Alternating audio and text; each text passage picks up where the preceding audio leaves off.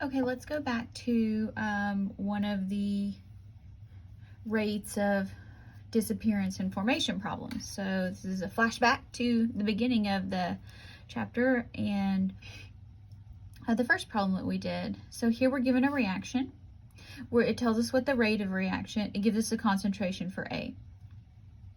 First, it wants to know what is the rate of formation of C. So rate of something. So here we're going to be talking about delta C over delta T. Okay, now here we are forming, so we know rate is going to equal, so it's going to be positive because we're making product C, 1 over 2, because the coefficient is 2, delta C over delta T. So here we're given the rate, 1.76 times 10 to the negative 5 molarity per second equals 1/2 delta C over delta T. Plug and chug here. All we got to do is multiply this by 2. So delta C over delta T is something 1.76, 10 to the negative 5 times 2. So 3.52 times 10 to the negative 5 molarity per second. So C, not hard. Now, here it wants to know what's the concentration of A going to be 60 seconds later. Okay, so we know that rate equals concentration of A, which will be 1 over, and the coefficient, which is 1, delta A over delta T. All right, now we know the formula for slope, right? So these ones can go away. So here, so why don't we say rate equals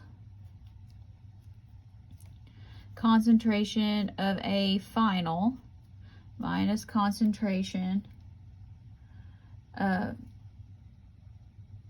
oh no, sorry.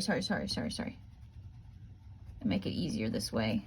If we did concentration of initially, and again, it doesn't matter Y2 or Y1, I just don't want to deal with a negative number, over, because we know this is going to be, it's negative, so it's going to be, because we're disappearing, that's why it's backwards, because it would be, normally it would be final minus initial. We can flip them for initial minus final. Concentration of A at times 60, and it doesn't matter which order we put it in, it's going to be 60 seconds. Okay, so our rate here is 1.76 times 10 to the negative 5 molarity per second equals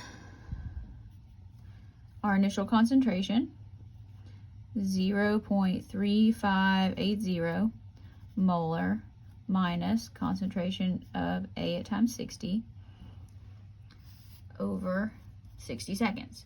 So now let's clear this and multiply by 60 to clear that fraction.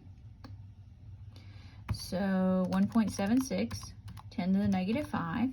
Let's multiply by 60. That also is going to cancel out the seconds here. So that gives me 0.001056 equals 0.3580 molar minus concentration of A at times 60. So all we got to do is do a little bit of subtraction. So add, subtract. So let's take 0.3580 from that answer, and we should get 0.3569 is our concentration of A at times 60. Now, if our rate remains constant, how long would it take for A to reach 0.35?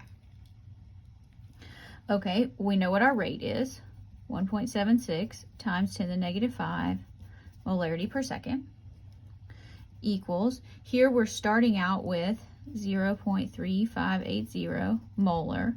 We're ending with 0.35 molar, but we don't know what delta T is. Okay, so let's just copy the left side. Do some subtraction. 0.3580 minus 0.35. 0.008 over delta T. So cross multiply and divide, we'll get delta T. So we need 0.008 divided by our rate.